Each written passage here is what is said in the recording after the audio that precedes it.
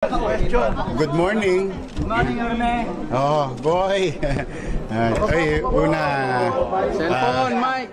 Cellphone, mic po. Okay.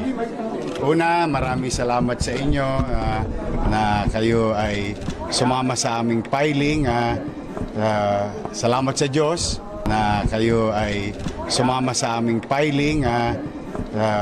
Salamat sa Diyos. Sumama sa aming filing. Salamat sa Diyos. Bagamat masama yung panahon kahapon, hindi tumuloy ngayong umaga. We're very grateful, Chichi and I, to the people of Manila whom voluntarily went on their own today. Nakaka-overwhelm lang, no? Sa mga nanonood na nagpunta dyan kanina. Maraming salamat sa inyo. At huwag kayong magkalala, may awa ang Diyos pagdating ng araw kapag kami ni Chichi Atiesa pinalad at 10 ng aming mga kagrupo, maglilingkod po kami ng matino, masinop at mainam. Thank you very much sa inyo. You may ask your question. Yes. Mayor, magkakaroon ba ng peace reconciliation after this? Kasi itong kampanya medyo magkakasakitan ng damdamin, mga ganon. Sa'yo. Modesty aside, no? Even any other election in the past, no?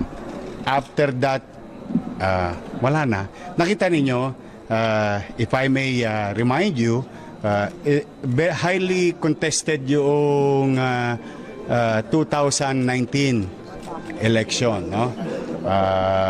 Naglabang kami nila Mayor Erap, ni Mayor Lim, sumalangit nawa ang kaluluwa. Pagkatapos ng eleksyon, sila yung dalawang pinuntahan ko. Pinuntahan ko si dating Mayor Lito Atienza, dating Mayor Lim, yung mga grupo ni Mayor Estrada, and those people who participated in the course of election, wala. Hindi ko sila, wala kayong nakitang pait o paghihiganti. Nag-move on kagad. And another fact is that nung binigyan ako ng pagkakataon ng taong bayan sa lungsod ng Maynila, makikita ninyo din, boy, kayo mga antigo na kayo sa City Hall, ano?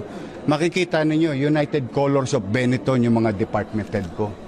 Merong tao ni Lim, tao ni Erap, tao ni Lito, tao ni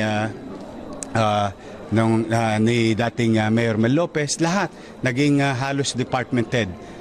Because we always wanted, like Chichi and I, no? We agree on something that we get the best people in their respective field of undertaking. Para mas mapabuti yung paglilingkod sa bayan. Kaya umasa ka, walang ganon.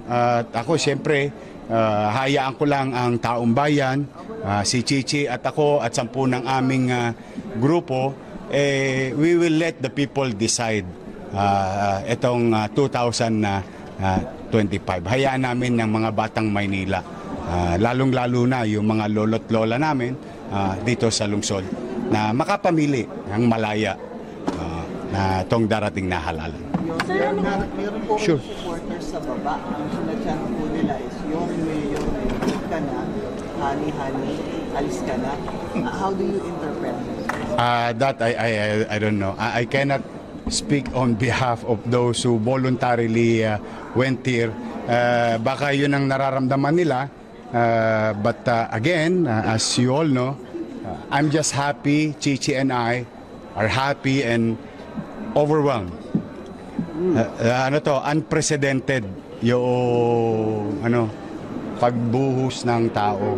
So if that is a support, we are very grateful. Sa Bukana pa lang, kumbaga sa Talpakan, unang saltada, nagparamdam na ng suporta yung mga batang Maynila. Masaya na kami. What made Sure. you decide to come back? May mga projects or programs ba tayo in your first term na gusto mo pang ipagpatuloy? Well, as you can see, yung taong bayan in the last couple of months, I was worried why ang taong bayan nagsasabi na bumalik ka na. Then I noticed parang biglang madaming sasakmal sa pagka-mayor ng Maynila. Parang everyone is interested in running for mayorship. Siyempre ako naman, proud na proud ako kay Ate Hani.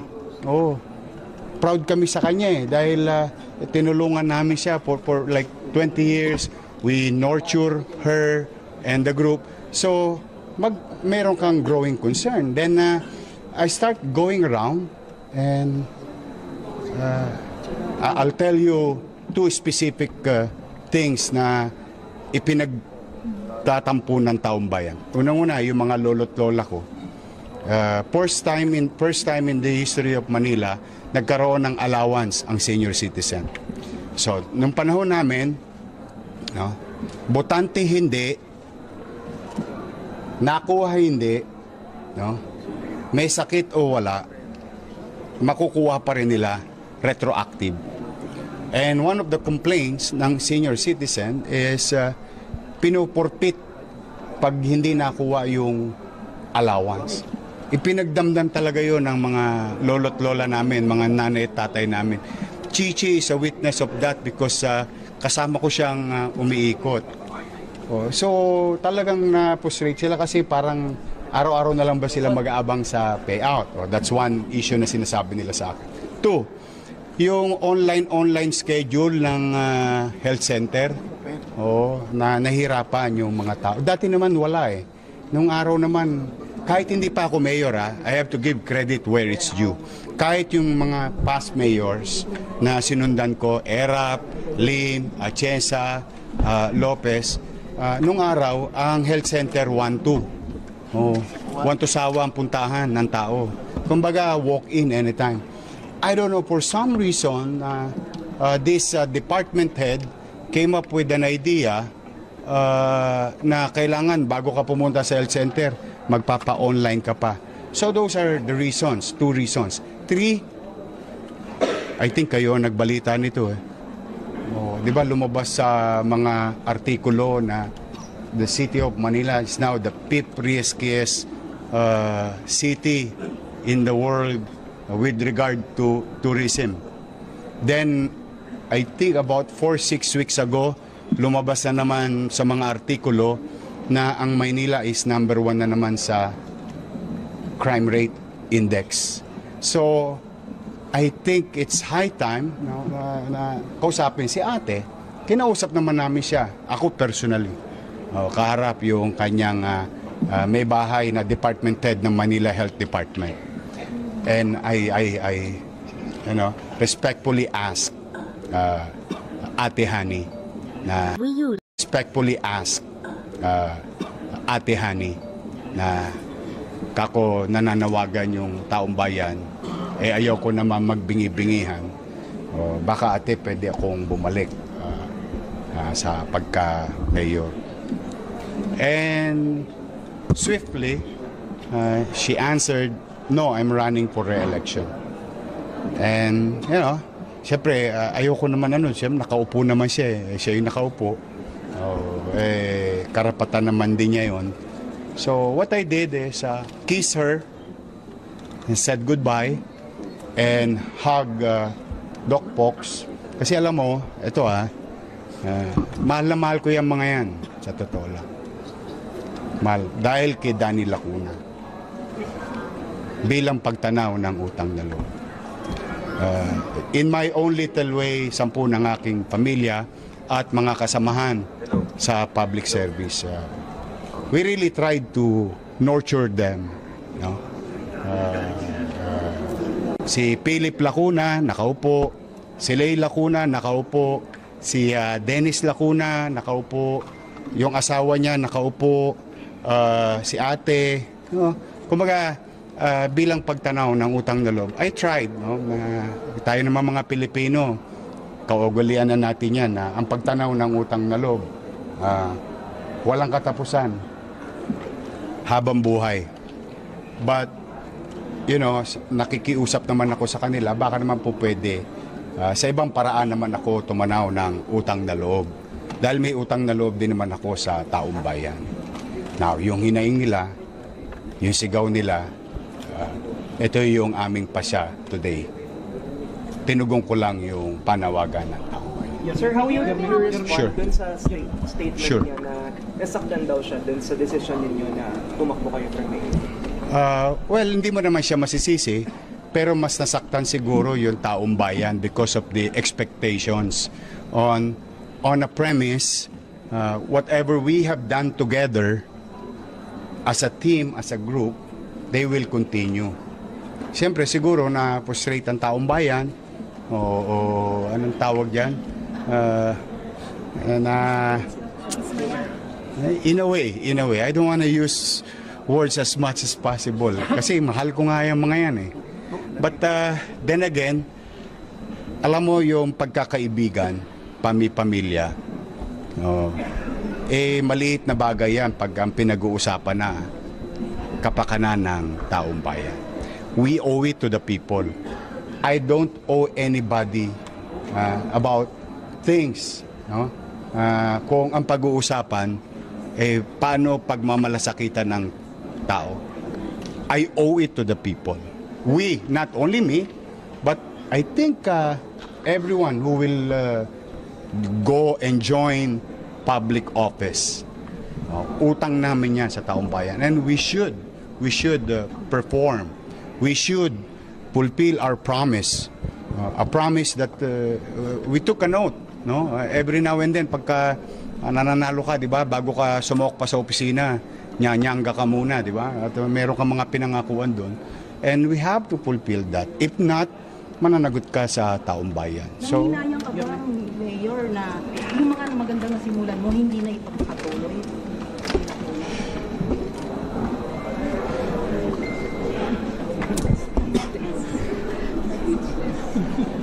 ipagpapatuloy ko na lang po mga kababayan, mga batang Maynila. How do you describe your relationship with Mayor Lacuna po ngayon? Kasi she's very vocal nga na she felt betrayed. Oo nga, nagulat nga ako eh. Na, hindi ko akalain na ganun ang magiging reaction. But, hayaan nyo na lang yung atihani ko. I mean, let it be. Hindi niyo pa po kinausap after yun narinig yung she felt betrayed statement niya? Hindi naman nila ako tinawagan. Kasi before, they would always call me. They would always call me. Last year, they would invite me, ask me, and try to share ideas. But more than a year now, anong tawag doon? Anong tawag sa Ginos ba yun tawag doon? Ginos kayo? Ayun. Hindi ko alam parang ganun lang. Hindi ko lang alam yun yung tamang termino, but that is literal application. Your Nagkausap daw po kayo last August? Sunod ka? Nagkausap daw po kayo last August? Yes, I initiated. I personally, God is my witness, I tried and initiated first yung talk. But it took a while for them to give me a schedule. But it happened. It happened naman. I'm grateful for the time that they, Ate Hani gave me to personally, before anybody else, to say my piece with her and the husband, Pox Pang. Doon mo sinabi noong August na intention mo to come back. Actually, parang ano pa yata, July pa yata yun, o July, August. Kapi yata yun. Nasa Manila Hotel. Sa Manila Hotel. To be exact, in front of the general public in top room, Manila Hotel. You were saying? Bale, short reaction lang yun kasi Sure. viral yung chance interview namin kay Lacuna, which is pasigaw niyang sinabi na huwag ka nang bumalik. Ano kung masasabi niyo? Pabayaan natin, intindihin na lang natin yung ate ko. Siguro ano lang yun, yung bugso ng damdamin. Kasi sa akin naman, immaterial yung mga ganyang bagay. Ayokong pangunahan yung desisyon ng taong bayan. Ano po pakiramdam na mas marami po yung supporters nyo at sinasabi nila na organic daw sila? At least nandito kayo, you can ask around. Sabi ko sa kagabi, ini-interview ko sa bilyonaryo, nanawagan ako. Sinabi ko, kakot, pag wala kayong gagawin, no, KKB tayo bukas. Awa naman ng Diyos, nagdatingan. Yung t-shirt sa amin, yung iba. Yung t-shirt sa kanila, yung iba. Ano yan, it's a mixed things. No? Voluntarily, tosga sila dyan. Pag makita mo yan, chumichicha yan sa Gedli ngayon. Kanya-kanya silang merienda na yan. Sige. So wala pong maaasahan yung public na some sort of mudslinging between you and Mayor, or at least on your part, towards Mayor Hani? On my part, with our group, I always tell everyone, Congressman Ernex Junicio, Congressman Carlo Lopez, Congressman Apol Nieto, Congressman JTB, Congressman Amado Bagaching, Congressman Joey Uy, and the entire City Council who joined Action Democratico Manila, told them every month in our directional meeting. Sabi ko sa kanila, magpakababang loob kayo, humarap kayo sa utaw, o sabihin ninyo yung intention ninyo kung kayo'y first time na tatakbo into public office. But if you are a re-electionist, o sabihin ninyo yung ano yung nagawa ninyo sa mamamayan. So I think to answer to that is, with regard to your question and your question, is siguro ang pinakamabisa, magsabi na lang kami ng mga bagay na ginawa namin habang kami ay namumuno o nabigyan ng pagkakataon. Record, ayun, tama, record na lang.